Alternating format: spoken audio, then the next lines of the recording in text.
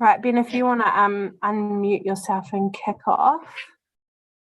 I think we've got everyone here.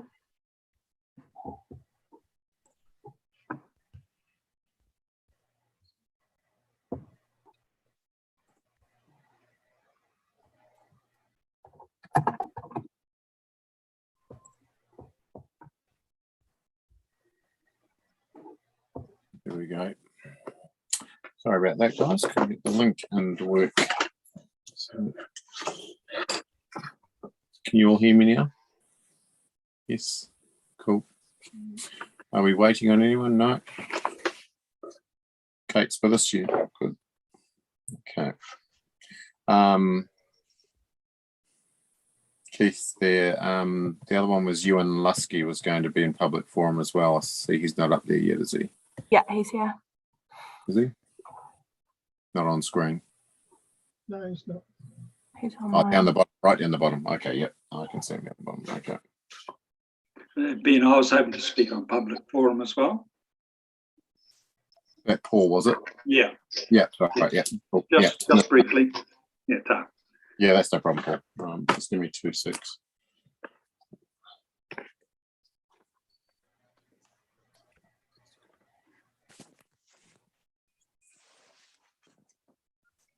I just walked in from work, so I'm a little bit disorganised. Find out one sheet that you had for me. No.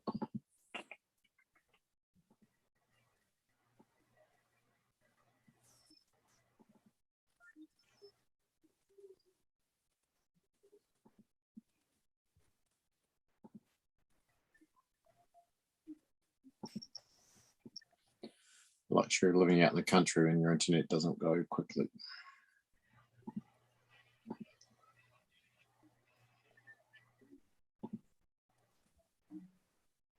Okay, so 7:08. Okay, welcome to the meeting, first community board meeting for 2022.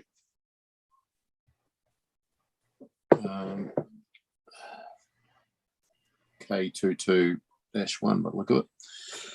Obviously, the meeting's being held by Zoom and it's been publicly streamed. So just be aware that just because you're looking at all the people on the meeting on the screen, there are possibly other people listening in as well. So in regards to what we say.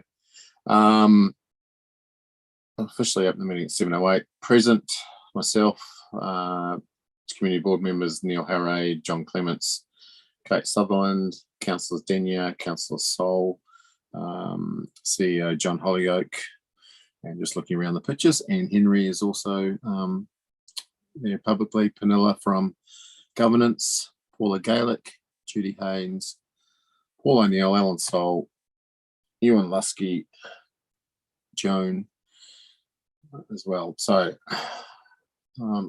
so obviously I've declared the meeting open and welcome to everyone present. There's no apologies at this time, so kind of call for a mover to accept there's no apologies. You're all good. You don't need a mover or a seconder for no apologies. Okay, it says I do in the run sheet, Panilla. Yeah, just in case you have any, it's there. That's right. Any late items? There appears to be nil late items as far as I'm aware. Anyone aware of any other any other late items? No. Cause for conflict of interest. Yeah, I've got a item 9.6. please. Yeah. So that noted. Well, that's in regards to James. That's the grant application.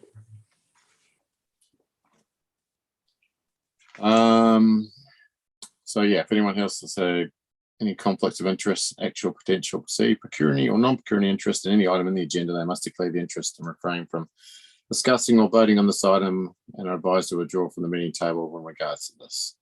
So James says no one else? No. Okay. I possibly do, Ben. I'll probably do on that as well, 9.6. Road safety education. Yeah. Okay. And Neil. Okay, so we'll just move straight into, there's no publicly excluded items, so we can move straight into public forum. And as I think it was Keith that contacted me first. So Keith, would you like to unmute your button, and away you go. You've got to unmute it still. Keith, we can't hear you. There we go. Is that better? You're all good now. Yep. Thank you for the opportunity to talk to you tonight. The minutes of the last Katikati Community Board meeting record that the board members, excluding councillors Sol and Denya, made a unanimous request for Western Bay Plenty District Council to join those other councils who were opposing the Three Waters reform proposal, because they were of the opinion that Three Waters was not in the best interests of the community or ratepayers. Councillor Sol did what the board members requested. Councillor Denya did the opposite. And his decision to ignore the board members' request resulted in the vote in council being tied 6-6. If Councillor Denya had voted as requested, the mayor would not have had a casting vote, and the community board's request would have been fulfilled. Now, one of the roles of community boards is to provide an effective mechanism for community feedback to council. They should also represent and act as an advocate for the interests of their communities. Councillor Denya has deliberately ignored his responsibilities. He should stand down as a member of the Katikati Community Board so that Councillor Henry can be appointed to the board. We think she will be more sympathetic to the interests of the community. That's it. Thank you. Thanks, Keith. Any questions for Keith, community board members? Just raise your hand if you want to speak, or unmute yourself. No, it doesn't appear to. Thanks, Keith, for that. Was noted, and we'll obviously discuss this further in our next workshop. Okay. Thanks, Ben. Yeah. Next, Ewan, would you like to take up the pulpit and unmute yourself? Yeah, hear me? Yes, there you go. Great. Evening all. This is about the Three Waters debacle, where we've had no consultation. So my comments are directed at Mr. Denya.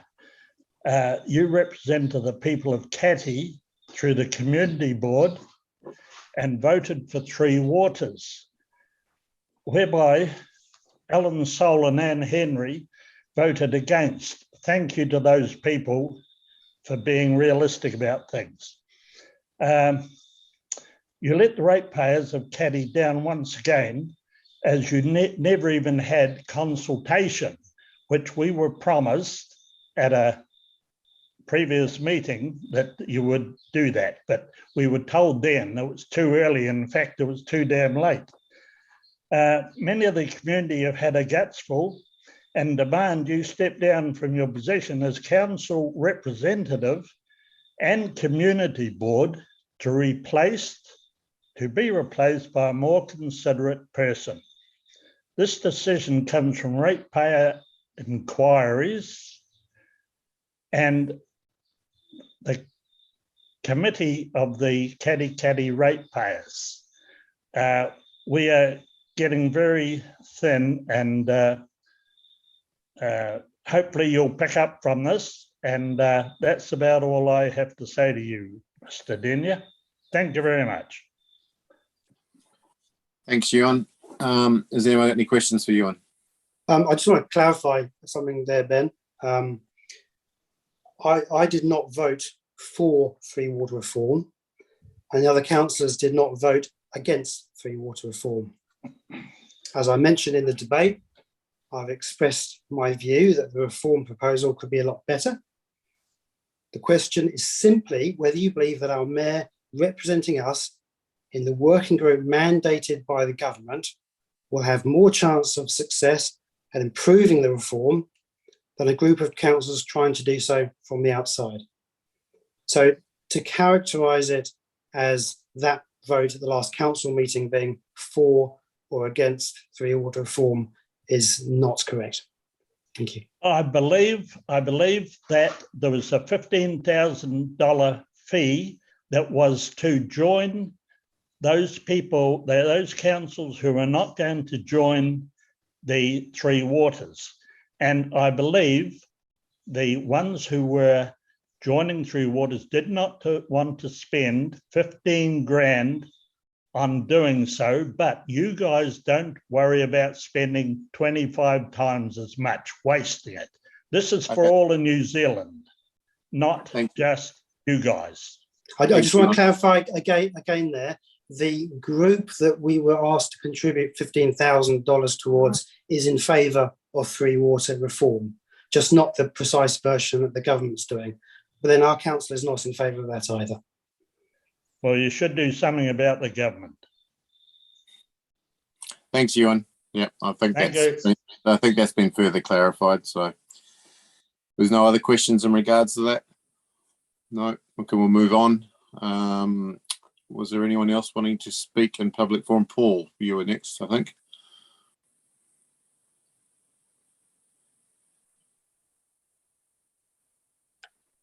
Yeah, thanks, Ben. I'm speaking on behalf of the Katikati Taio. Excuse me. We've prepared a submission on the draft community plan. There's a little bit of confusion, I think. In your report, you state the community plan was given a final workshop with the reference group attendees before Christmas. A number of suggested changes were received. The finalised document should be available in the next month, whereas in the community plan, draft community plan itself, it says engagement on this draft community plan continues and further community input is sought. Yeah, I think sort of us as a group are sort of holding back, waiting for an invite to, for further community input into this draft community plan. I did intend to, as an individual, because of the totally short notice, to attend the reference group, but last minute sort of stuff sort of caused me to sort of get there late. But all the same, the short notice for the reference group, did sort of preclude me sort of consulting sort of widely within our network, and so I was sort of intended to go along as an individual anyway. In between times, I have sought considerable input and have received that and have prepared that into a submission. So I'd like the community board to receive that and perhaps further indicate whether there's going to be any other community input sought before a final document is prepared. Yeah, thanks, Paul. We have actually received a little bit more information back from some of the members who attended the reference group meeting before Christmas. There are a couple of items in regards to pensioner care or aged health. From David Marshall. David Marshall's, and there's a couple of items there which look very suitable to put in. We're going to actually discuss that in a workshop as soon as we set a date to have one in the next week or so, 2 weeks, so we can go through there will, as we said at that meeting, there will be adjustments in that. There's some very valid points brought up in that last reference group meeting, and I don't think anyone disagreed that they shouldn't be added in to the plan. We just got to make sure that it sort of follows the what's the trend of the plan or the flavour of the plan, where it leaves it open for groups to actually fulfil those proposals and not necessarily direct one group to do it, where it might be a number of groups to take ownership of the things we want to achieve in the plan. So definitely please forward your proposal if you haven't already done so, and we will go through that, because obviously it's taken this long to get done. We're not going to simply just have a cut-off date and ignore things. We'll try and make sure that it's all inclusive, because it is there for the longer term, and COVID, it's probably going to be I think the process is going to carry on a little bit longer for us all. So yeah, so please forward that. And look, we probably will invite you to come along to the workshop and talk to it if need be, if we need clarification or there's anything that's not clear on it. Any other comments on that, Neil or John? Would you like to add anything? Yeah, Ben, maybe I can just add a couple of comments. One is that whilst that was the reference group meeting, we did have a commitment to go to the community to actually consult as a broader community. So therefore, any submissions at this stage is still open to you, and that's not precluded. So we need to just polish off the input and then workshop it and then give it out to the whole community. So therefore, your input obviously will be considered and received.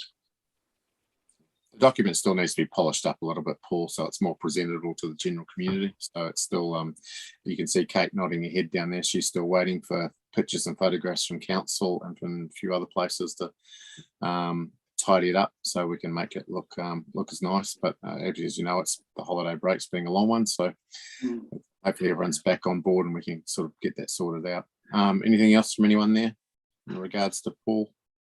No, okay. I see you're here, Paula. Are you hoping to speak in forum as well? Just a quick update, Ben, with regard to the museum. Our curator Rosemary Dean started on Tuesday, which is a huge step for the museum. Takes us certainly to a next level. And when COVID allows, I would like to bring Rosemary and update the community board with our museum development plan. We're moving along really well and progressing really nicely. So yeah, that's it. Okay, thank you, Paula. Is there anyone else who'd like to speak in public forum that hasn't, I don't know about, or Judy or Joan, or you're just here listening, or you'd like to speak? Is Judy Hayes going to talk? She's muted at the moment, so you have to unmute yourself if you're going to talk, Judy, so we can hear you, because I can't see you.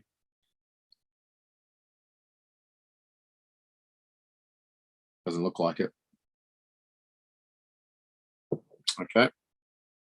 Well, if there's no one else, we will move from public forum. Thanks for the invite, but I am listening. Thank you. That's Judy. Thank you. Thanks, Judy. Okay. Right.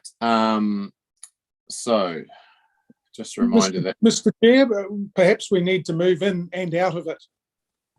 Yeah, that's right. I'm just doing that, Alan. So I was just going to remind everyone that if you keep your if you're listening into the rest of the meeting, just make sure your microphones are on mute so we don't get unnecessarily recorded. And we'll move out of public forum because I've been told by Penilla we don't need to vote and pass that anymore. We just go straight into the main meeting. We just got to confirm the minutes from the last meeting that was held on the 10th of November. Has everyone read those, and is there any corrections or anything that needs discussing? Happy to move, Ben. Okay, and a second for that, raise your hand. Or Neil, thank you very much. All those in favour say aye. Aye. Aye. Or wave your hand on this one in regards to this one, so we can't hear each other. Okay, we'll move into the reports. So 9.1, is that correct? We'll go straight into 9.1. Yes, yeah. Yeah. These are just council decision reports on recommendations that were made at the last meeting. Okay, so council decision on community board on 33 Middlebrook Drive, pages 17 to 18. Are there any questions in regards to that from anyone? No? Yes, I have some questions, and that it relates to council. Has council consulted with the neighbours of 33 Middlebrook to get their input into that development? Because it's the Taylor's land at the back, and also St John's and the ambulance and also Red Cross. So has the council consulted about that development? because my knowledge is I was in touch with one of the neighbours, and they approached me and said they hadn't heard what was going on. So it really is up to council, I think, as well to find out. And the same applies to, in fact, the Housing New Zealand development in Middlebrook as well. Have those neighbours been informed of the social housing and affordable housing that's going to occupy that land? So it's Middlebrook, but it's different to Paula's or the museum's area, but it's Middlebrook. Have they been consulted, really, is the question. Do we have anyone from council that can answer that question? James, Alan? On the one basically regarding the development at Middlebrook development, for organisations, it's probably just a little bit too early to be consulting with people, as there's not enough formal plan to go forward yet. But council will obviously talk with it and work with the neighbours. It says at the bottom of Councillor Sol, I have to disagree, because I think that in fact the plans have been drawn up to a point where I think it would be courteous just to consult. Yeah, at the bottom of this, of bottom page 18, if you look, it says that the leasing decision has been placed on hold to enable discussion to be held between the interested parties and council on a staged approach to the development and major funding. Would that include obviously discussing, or notifying neighbours of the current development happening, John? Because usually that would be a normal process there, wouldn't it? Yeah, it is. Well, I'll check on that one. On the Housing New Zealand one, that'll be on Housing New Zealand, obviously. No, I mean on the Middlebrook Drive one. Sorry, the other. Yeah. I was also then just moving on to John's other question about the social housing development. That'll be on Housing New Zealand as the owner of the land, and their development. But the council will consult on its land, and they will approve the consents. They're the consenting authority. The building consent. Yep. Well, it'll be because my concern is that Middlebrook, the cricket field Middlebrook side, now has got 3-storey buildings. Oh, sorry, John, I moved past that. My apologies. I wasn't clear. We will talk. I'll check that. If we haven't, we will. I agree that if we've done concept plans and we know what we're doing at Middlebrook, then we should be talking to our neighbours. It would normally be part of our process. If we haven't, I'll check that out. Because we now had a change of scope with the three-storey buildings being a possible, and we should, as council, as community board, should know whether we're going to go 3 levels or 2. John, just Clements, just to put you in the picture, Katikati doesn't come under that new amendment for 3-storey buildings. So my understanding is that the new homes will be 1- and 2-storey buildings, and that's what I asked in performance and monitoring, I think it was. James, can you confirm, is that land, hold on, can you just confirm that, has that land been sold to Kaingora? So therefore they're just going to seek development consent. Is that land actually been sold, or is it? Council's given a permission or approval to sell it. I don't know whether the actual contract's gone through yet. I imagine it has or will be soon. So, yeah. Now, is the caveat that in fact it is social housing or affordable housing? If Kaingora building, it will be social housing. It's the only. That was not what that's not what the community board agreed. It's the only housing they do. Well, that's not what the council brought to the community board, and it's not what the community board agreed. So can I clarify? Just jump for you. So Blaze actually reported to us, John, that the housing was supposed to be affordable housing, because we designated and we said to him, is this social housing or affordable housing? Because the community board was dead against social housing going into a large amount of social housing going into one particular area, because that outdated planning basically causes a crime in a social area that is not conducive to a good community. And it's been proven all over the world that if you stick apartment blocks or social housing all into one big group, all you're doing is is creating a problem for the local police, for the community, and social issues, whereas it's better to be spread out throughout the community in small amounts. And we quite clearly elaborated that to Blaze and the council, and we're looking forward to more discussion. Now, what has actually been very disheartening is that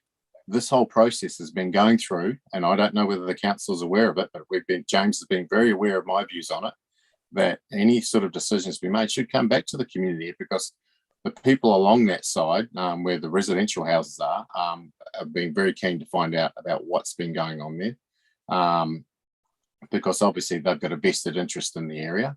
That area where they're looking to put affordable or social housing, well, it sounds like social housing, is backs onto a gully, onto a back of a kiwi fruit orchard, and on the back of an area of residential area, which is, I mean, as an ex-police officer, it's just going to be a crime spot. It's going to create a real area of issue for our community.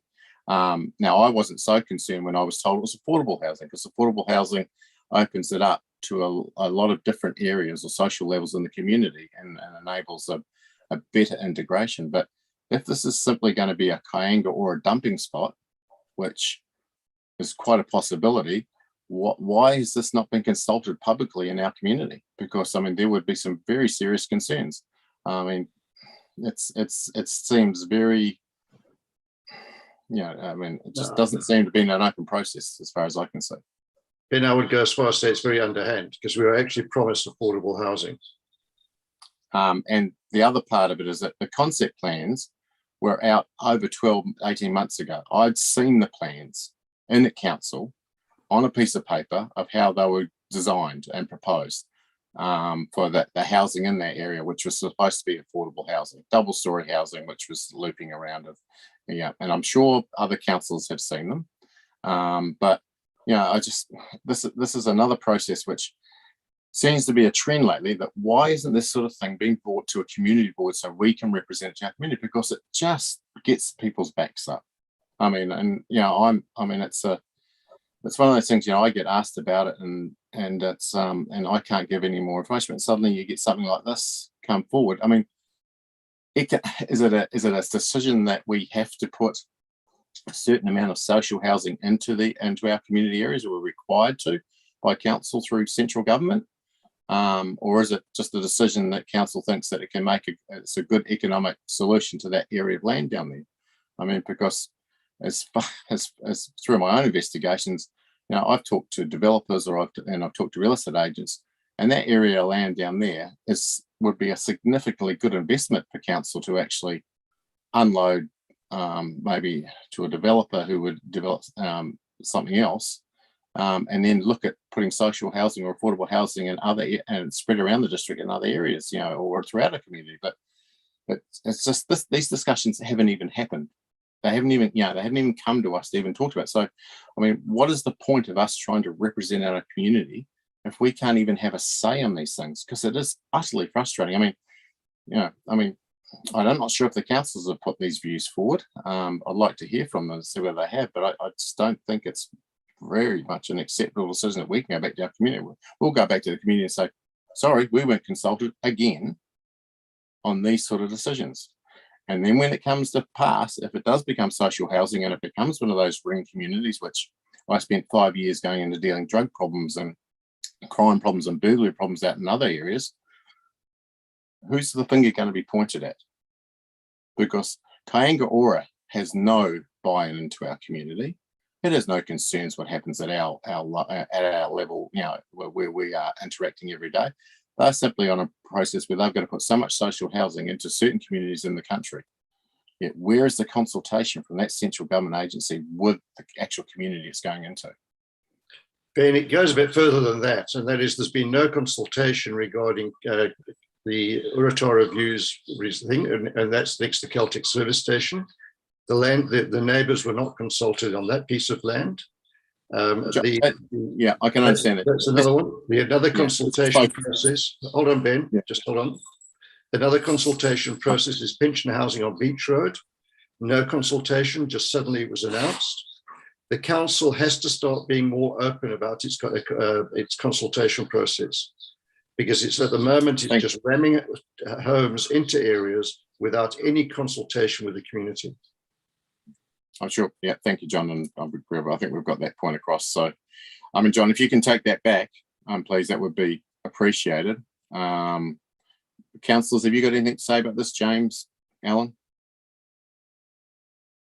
I'm just trying to find the report, because the Kying Order development isn't actually in our agenda, I would note. But I did ask Blaise at the relevant meeting, and he did say affordable housing with some rent to own, I think it was. I'm just trying to find the details.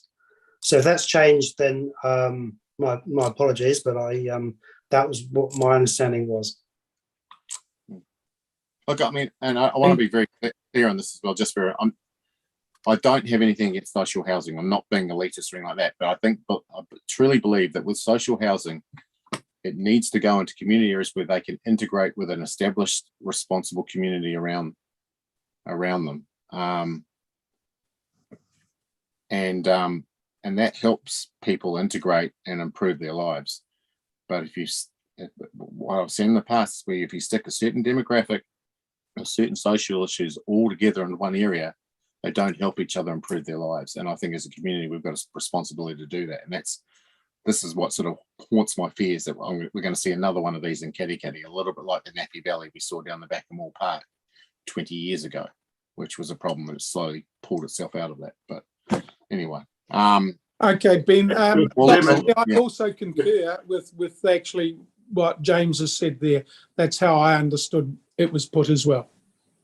Yeah. Okay. So we were right in saying originally it was supposed to be affordable housing. So let's hopefully we need a report back. Ben, can we ask council to give us a report back on the consultation process taking place on those 3 named properties? So for the next meeting, can they in fact provide us with the consultation process so we actually get some transparency as to what actually did happen? Because it's not happening. So let's put it in the minutes that we would like a report back from council to the community board as to the consultation on those 3 areas, and any other developments that they are considering that are not being transparent at this present moment. Well, if they're community-based organisations or government organisations, yes, I agree. I mean, private ones, obviously, we have no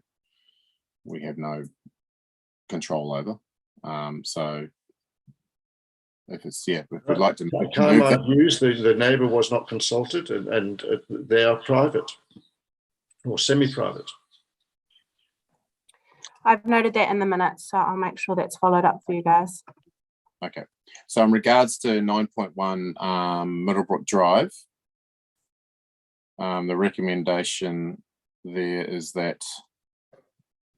Sorry, my eyes are not focusing on that. I can't remember what's on the scene. So we're happy that report on the 2nd of February titled Council Decision on Katikati Community Board Recommendation be received for the Middlebrook Drive part. I'm getting nods of approval or no. Yep. Okay, well, we need a mover for that, don't we, Penel? Yep, so I'll move that. Seconded by Neil, thank you. All those in favour say aye. Aye. All right, any nays? No. Okay, so that's moved. Carried. Council decision on the Katikati Community Board recommendation to request to endorse Katikati Mural Town Avocado Capital of New Zealand. So 9.2. Is there any questions in regards to this?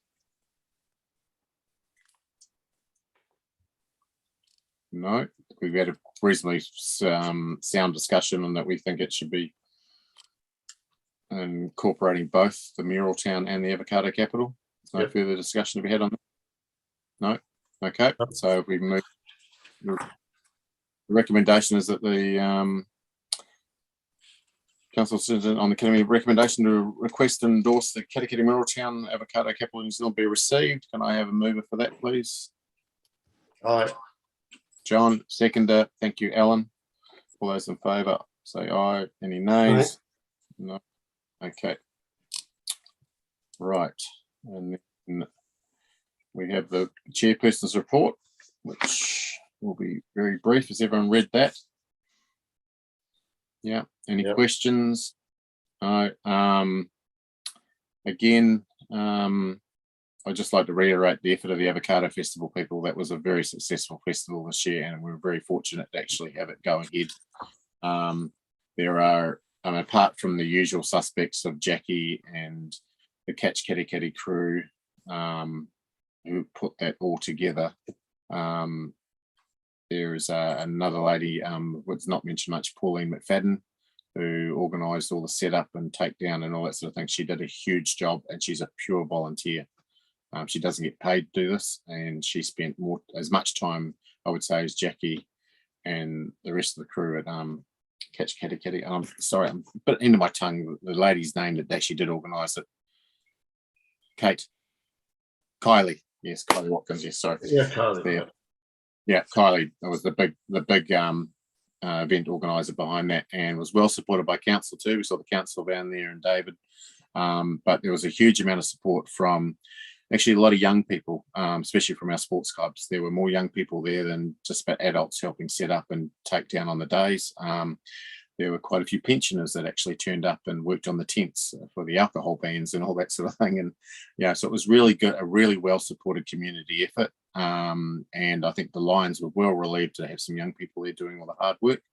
And it was, yeah, so that was exceptional. And I can only see that event growing and putting us more on the map, which was, you know, a nice way to open up the new year.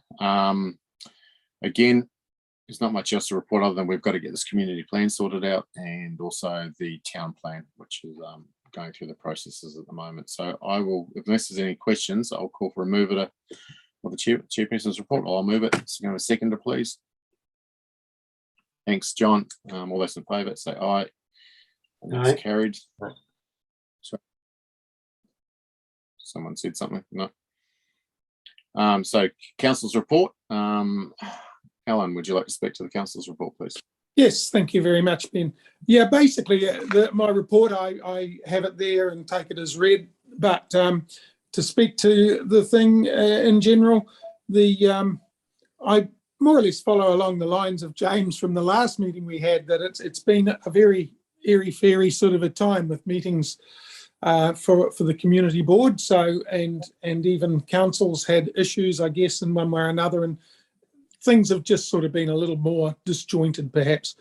So I do mention at the last council meeting, we did have that notice of motion, and that was put and went through its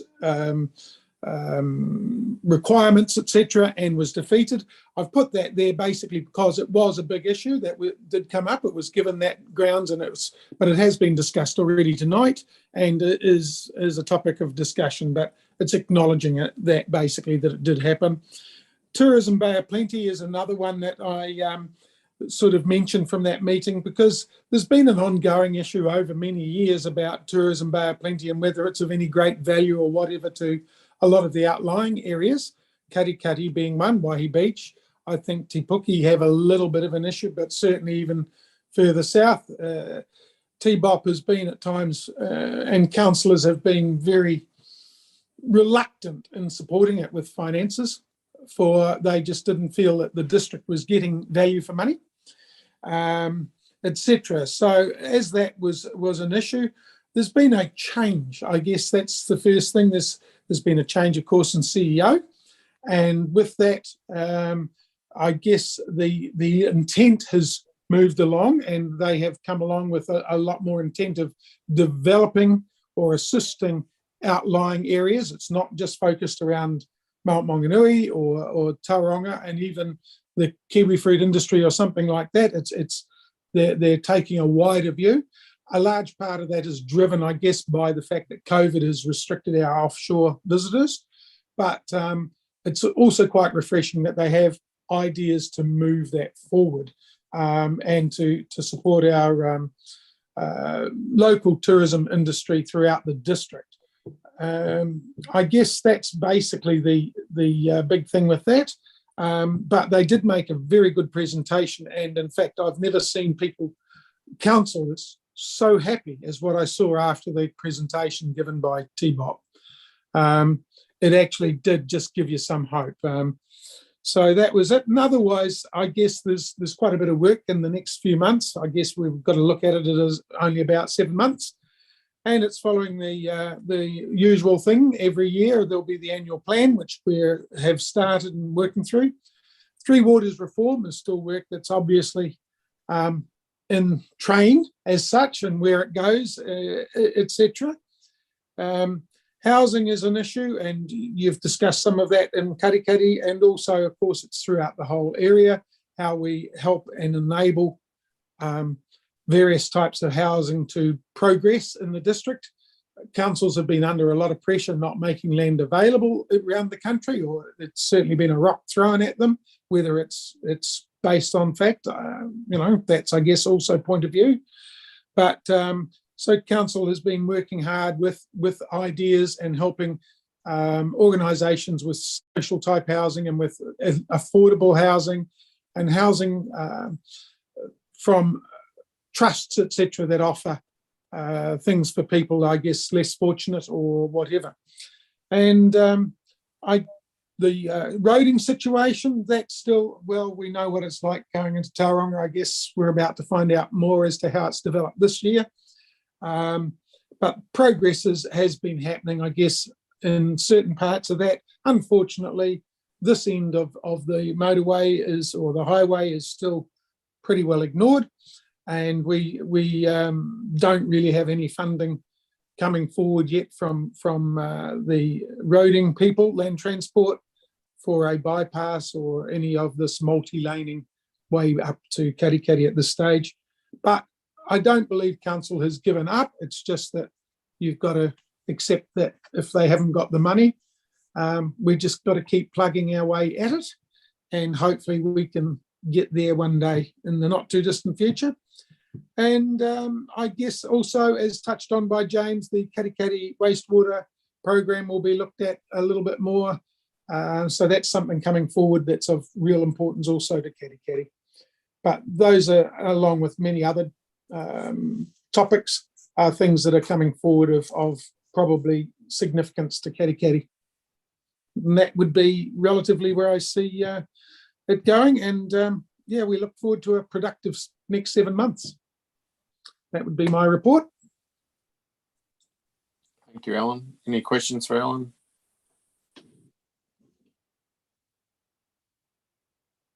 No. Okay. Ben, I have a couple. Alan, it's great to see, because we try to work with Tourism Bear plenty, and we didn't get too many specific outcomes 2 years ago, just at the start of COVID. In fact, we were about to wring their necks. So can you tell us what the specific outcomes were that benefit our community? No, basically, John, it's to do with how they're restructured or reshaped, how they're working. It's not so centred on that Tauranga area, close to. And that's been the case. And they have now opened up that they are working with groups further out and have intention to do so, to grow the whole district, as opposed to just being very centred in that area. But Alan, the real challenge is, because we were very specific in our requests and we got nowhere. I mean, I see Paula on the screen, and I'm asking you now what specific outcomes were in that community. There are no specific ones, John, and there can't be, because obviously that's fine. Okay, that's as people long have as we got know. to put them forward. All right, they're working with groups. And guys, please, point of order, guys. Okay. Just do you, Mr. Chairman? Yep. Can I add to that? So there were actually two things that council did add in its in the letter of expectation to TBOC. One was a focus on walking and cycling, and the other one was training and upskilling tourism providers.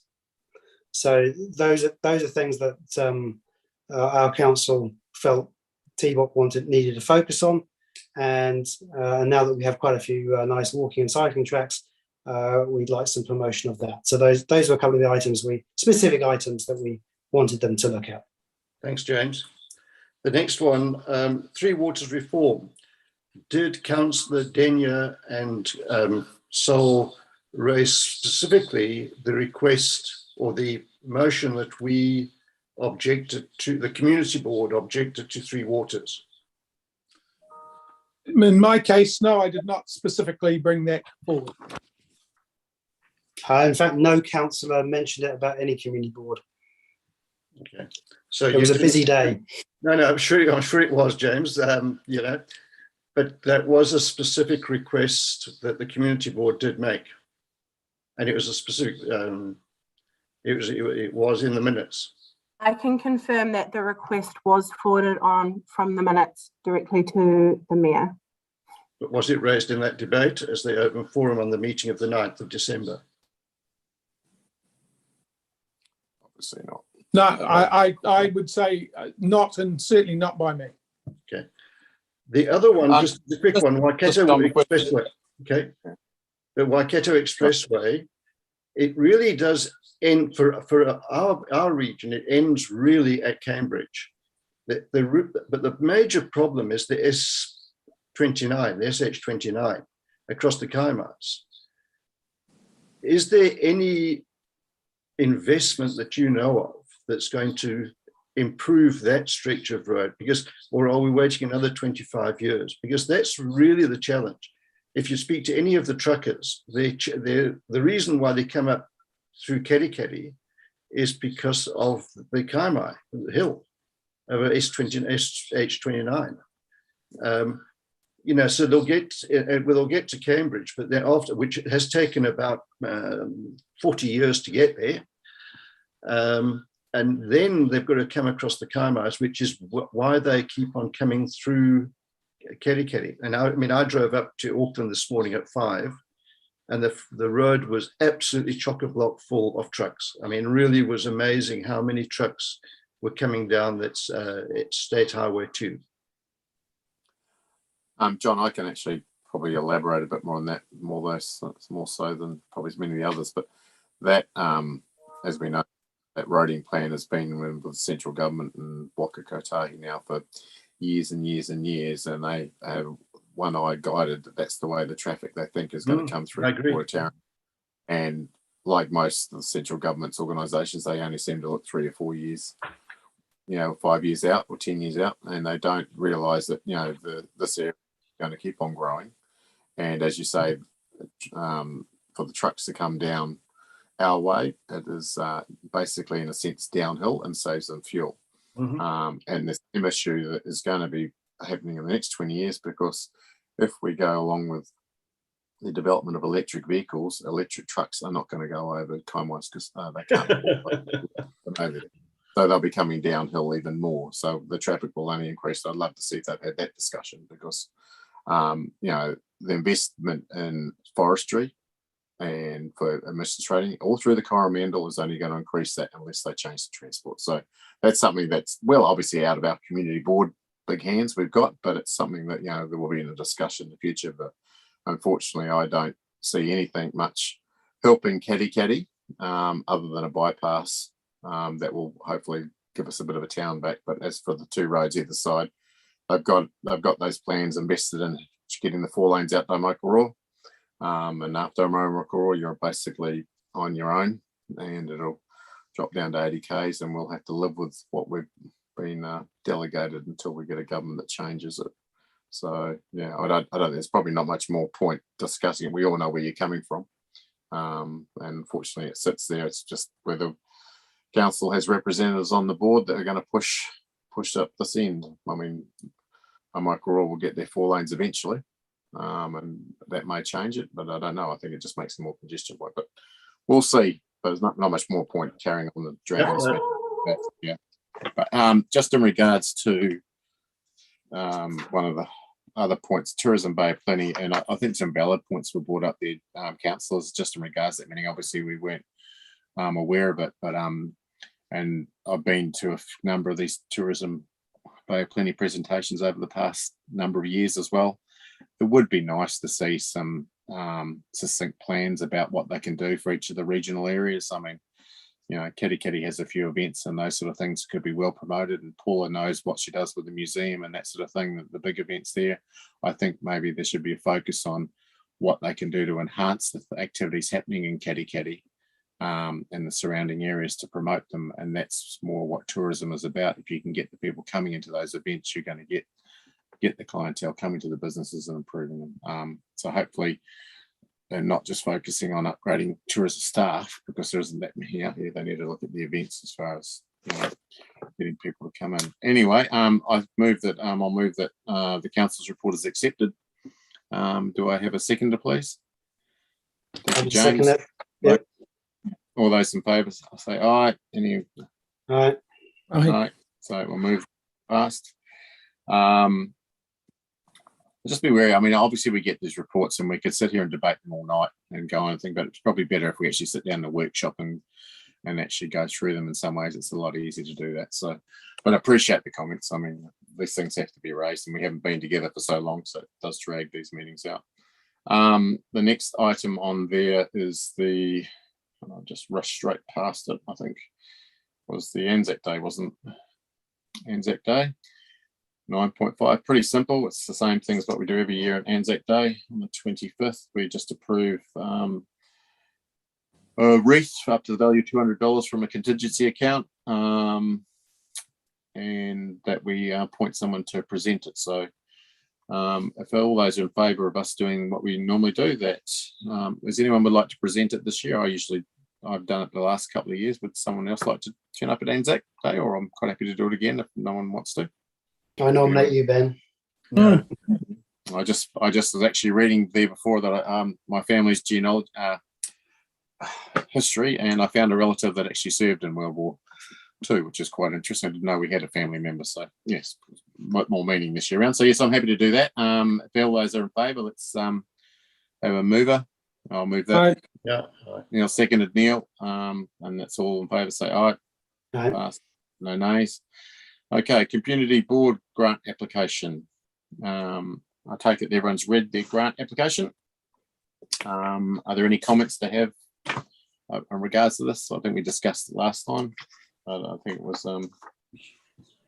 Mr. Chair, I'm happy to move that we do this. I think it's a very valid and valued opportunity for young people and for the whole community, I guess, if we improve driving and young people's opportunities. So I'm happy to move that we do this. Okay. Would I have a second? Anyone? Didn't we agree to do $1,000? We agreed to half the amount, didn't we? I think that was what wasn't it 1,000? They'd said. Because we've only got $8,000 for grants, and I think we actually last time, if I remember correctly, we approved 1,000. No, we approved 2,000, I think, and it was just because they got the application in late. So this now is on time. And Penella, you got to remember, was it 1 or 2? I got the spot. No, I don't think you approved it last time at all, because it had already happened by the time it came. Yeah, so I don't think they've received any funding. And this, you also, so you've got 8,000 to spend by June, so this financial year. So you've only got a couple more meetings. Okay, thank you. Okay, and I think it's irrelevant, Mr. Chair, that because we're dealing with this application. That's right. Yeah, and I think also if you look at it, I mean, in real simple terms, it's for 100 Katikati college students. So there's 100 kids that are going to learn to drive better in our own community. So for all of what's that work out at each? Mass, $20 each, $200 each. So it's a very good course. So unless there's any objections, I'm quite happy to agree to it. We haven't had a lot of other applications coming lately, so happy, John? Yep. So okay, well, all those in favour say aye. Aye. And that's the full 2,000, correct? The full 2,000, yes. Not half the 2,000. Okay. So we'll pass that. I've moved that, seconded by, who was it again? Neil? Well, Kate was seconded. Okay, that's all.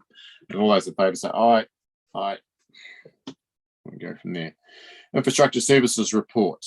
Any question? I don't know if we've got a council representative on that one, but is there any questions? Apologies, Ashley's sick.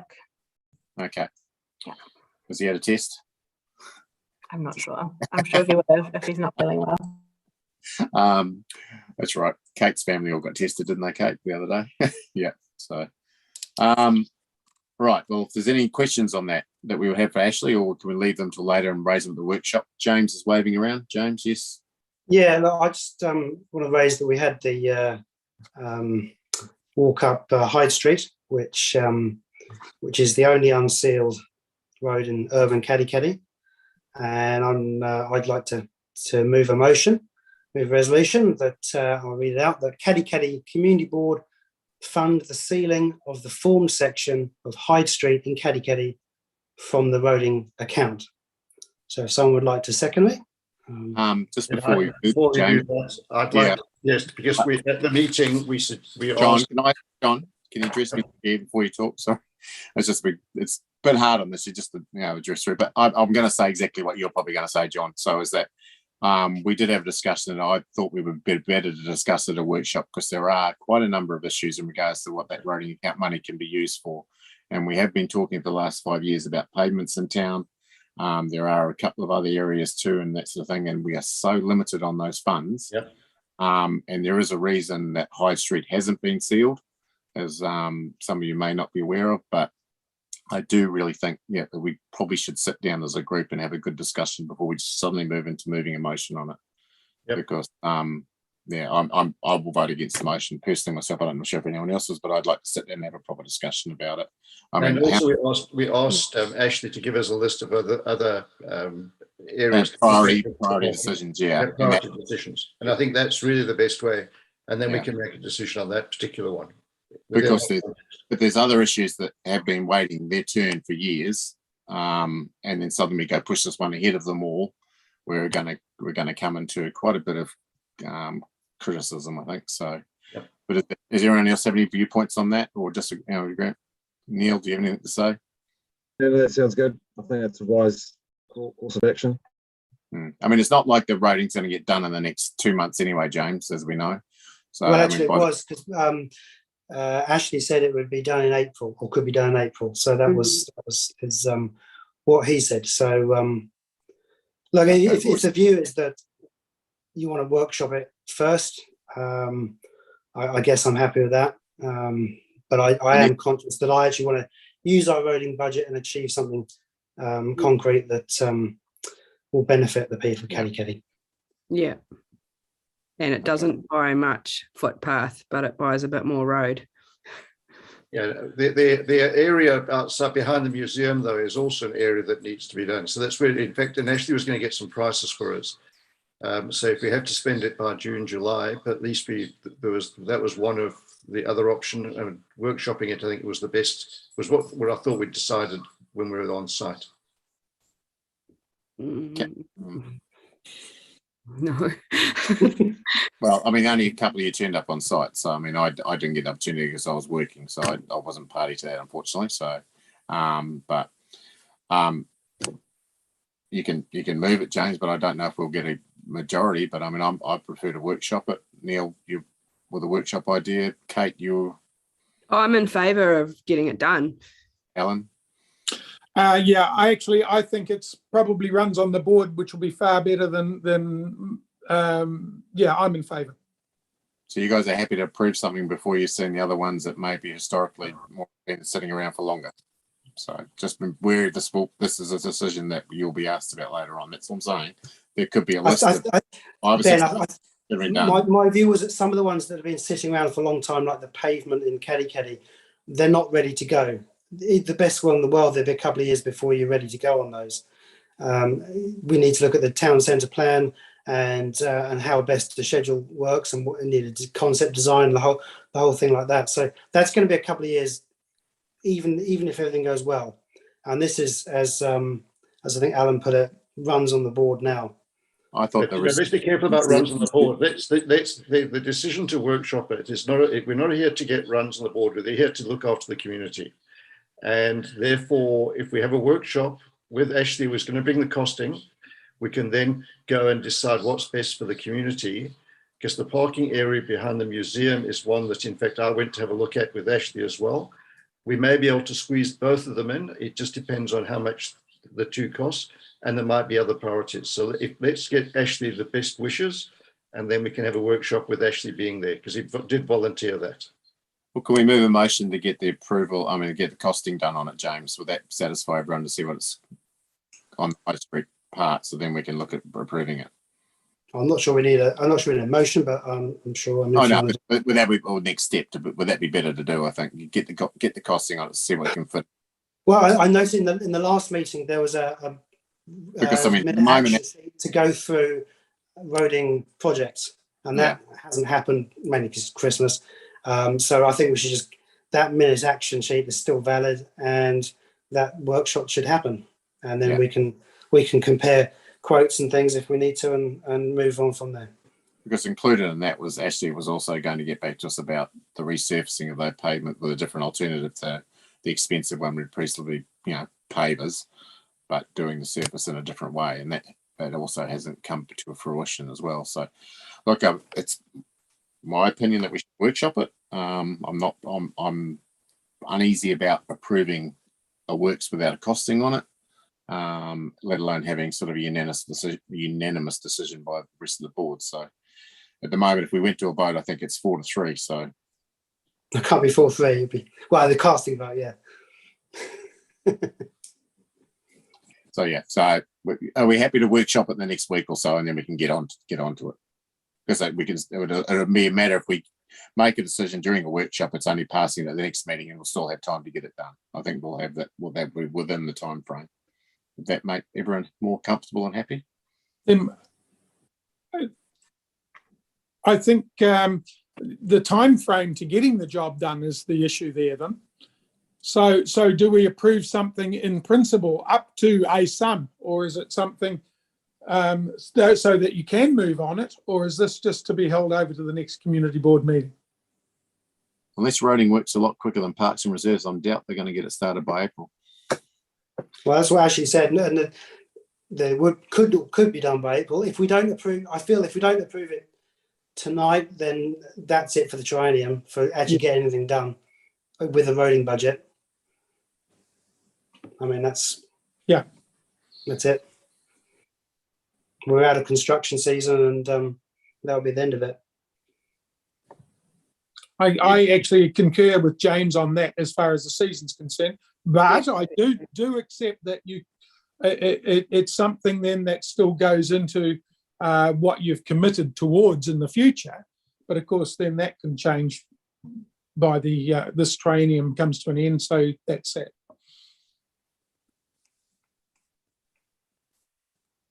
But if it's going to be stuck at 3-3, I don't know that you have a cast vote, so it still fails because of that vote. John, can I just ask from a council process perspective, if we approve it at the next community board meeting and then with that budget, whatever's approved, that is committed expenses from this year's budget. So even if it's built through the end of the year end, that money is still spent in this year. Is that correct? Because that's what happens in corporates. It's a committed expense, and the accountants know that it's a committed expense, and it then goes against this year's expenses, not next year's expenses. So it's really a process issue.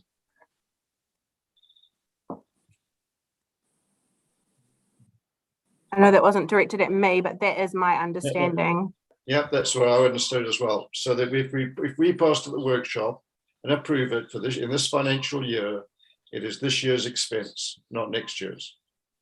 I think if you're going to accrue it, which is what you're talking about, it'll have to be further down the track than approved. It would need to be contracted.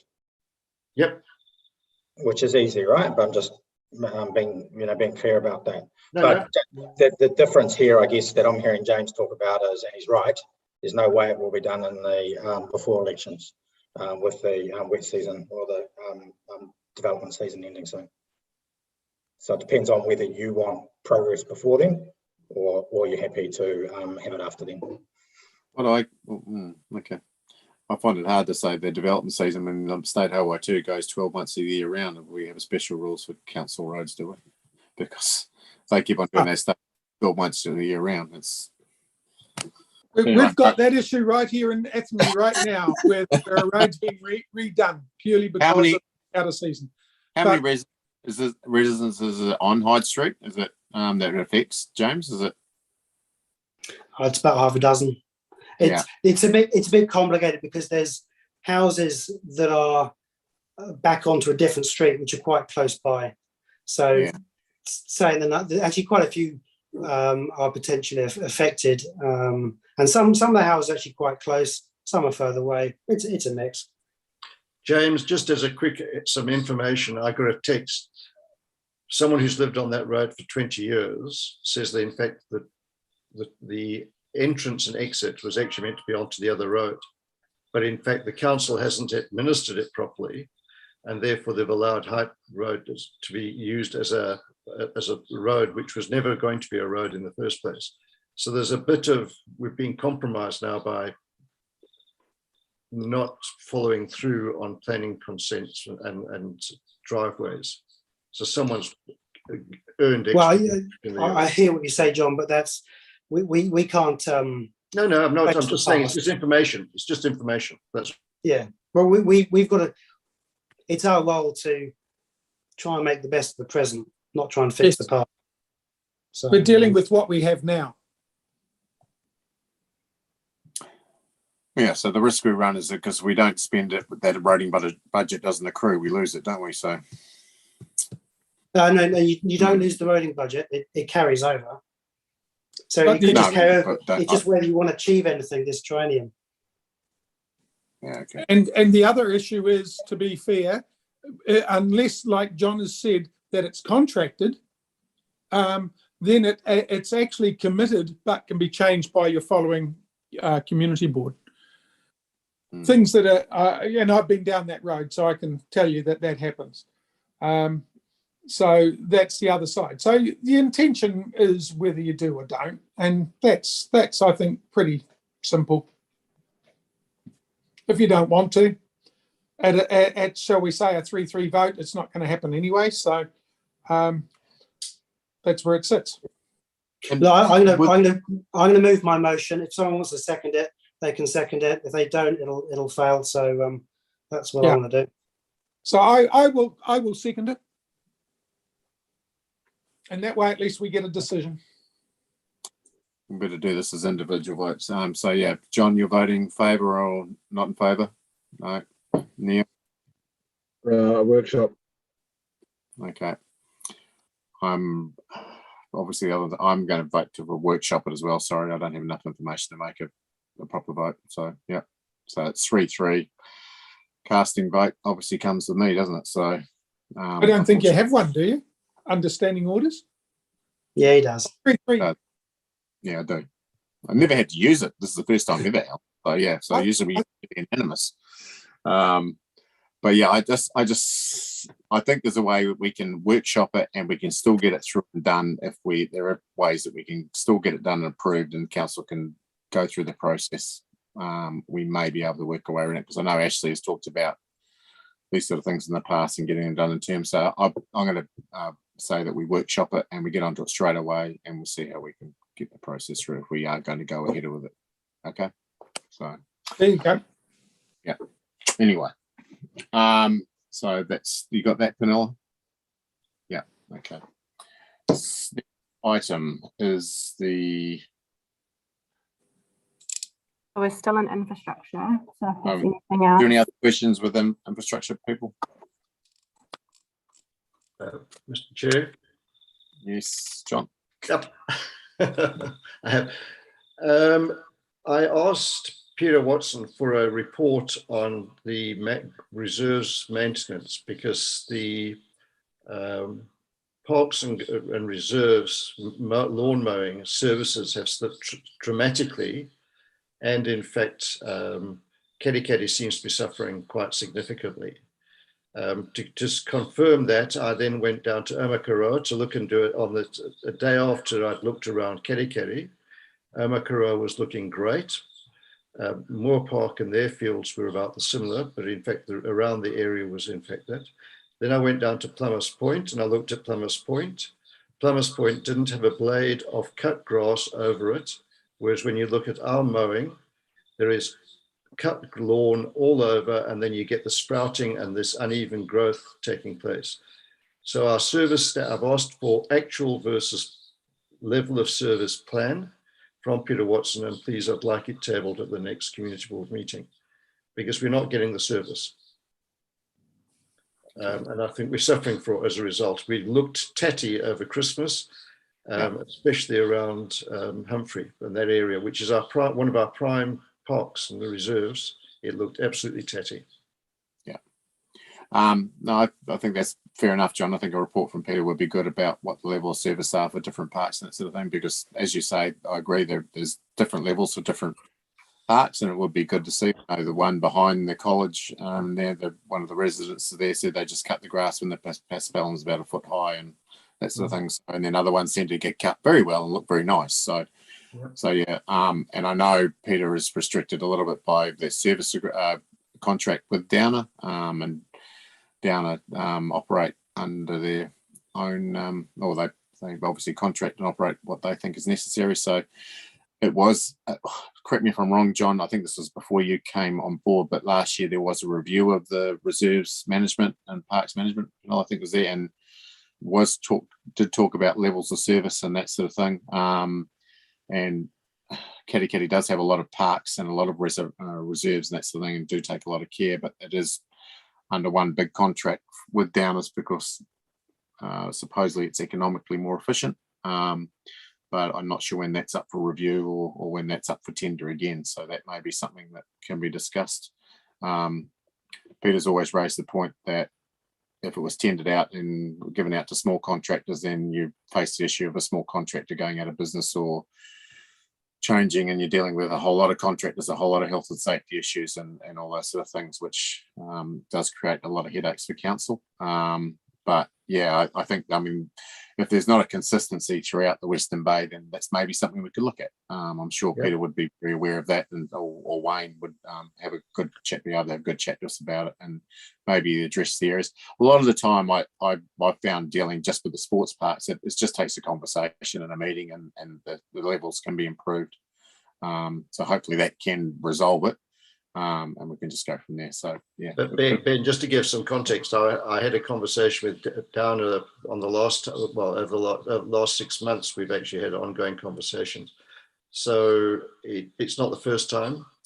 And so what I've actually asked for is the actual versus plan, because the plan is there, and I got the reserve plan, service plan, but that's no use, because if it doesn't actually happen, it's like the Labor government. If it doesn't actually happen, then in fact it's no use. So we actually want to see what's actually happening versus what the plan says it should happen. Yeah. Can I come in there, Mr. Chairman? Because I've seen some of those conversations, and I think what John's asking for is actually not feasible. You can't measure actual versus level of service for grass cutting unless you pay someone to go around every day on every single reserve and measure the grass. Our goal is that when the grass is out of its level of service, i.e. it's grown too long, to tell council, who will tell the contractor, and I think if you do an antenna, it will go straight to the contractor actually, and they'll come and fix it. There are occasions when you have wet weather and the grass grows like crazy. I know mine does, and they get a bit behind, and that's unfortunate. But our role is to make sure that they know about when the grass has grown too long and needs sorting out. To try and get into the operational side of comparing the contractual requirements against the contract. I mean, for a start, that's the role of the Performance and Monitoring Committee and staff contractor work, not the Community Board. We have an overview of the service, so we are entitled to say the service is not up to scratch, but we're not really in the business of contract analysis. I think what John's trying to say, though, James, is it just making sure that it's known when it's, at least when it's long, and it seems to be, and untidy when it doesn't seem to. There seems to be a common theme that's coming through a lot of the time that it's not actually done, and it's usually only certain times of the year, which tends to be spring or late towards Christmas, where these complaints come through. So yeah, I mean, I'm sure Peter can elaborate on it. There are I mean, there's underlying things of which you could go into, and I agree with you. It's not community board's job to chase it up. Down is contracted to do certain things, but like a lot of big companies, they tend to do it not on time. They tend to do it when it suits them, and I've experienced that firsthand. But usually it only takes a service request or a phone call to make sure it's corrected. But I'm sure. I mean, look, I'm sure Peter will send Wayne or Stephen out to have a chat with us and just let us know where they're up to, John, and we can address specific areas. And or just say, look, there's some areas here. Could you please have a look at them? And at least we'll point them out, and they can stay as a starting point. If they don't improve, we can have a further conversation. I think that's probably just the polite and the best, it's just common sense way to go about to start off with. So if we put a list together of the areas we're concerned about and give it to them, and then we'll see how it improves to start off with. If it doesn't, then obviously we can bring it up again. Look forward to the meeting. Yeah. Okay. Anything else in that infrastructure services report? Anyone? No. Okay. I'll move that it's passed. Seconded. Thank you. Someone? Kate. Thank you. All those in favour say aye. Aye. Moved. Financial report. Any questions on the financial report? It won't have changed much since last year because we haven't spent anything and we haven't given anything away. So. No. Okay, well, I'll move the. Sorry. Yeah, I'll move the financial report as passed. Seconded, please. Thank you, Alan.